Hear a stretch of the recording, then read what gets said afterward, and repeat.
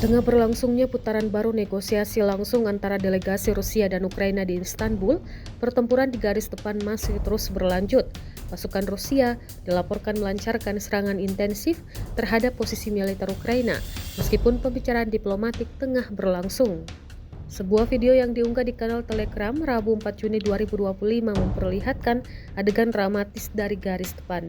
Dalam rekaman tersebut, parit yang dihuni oleh tentara Ukraina diberondong tembakan senapan dan serangan granat secara brutal oleh pasukan Rusia. Serangan itu tampaknya menyebabkan kekacauan di dalam posisi pertahanan Ukraina. Beberapa saat setelah serangan, sejumlah tentara Ukraina tampak menyerah dan ditangkap oleh pasukan Rusia.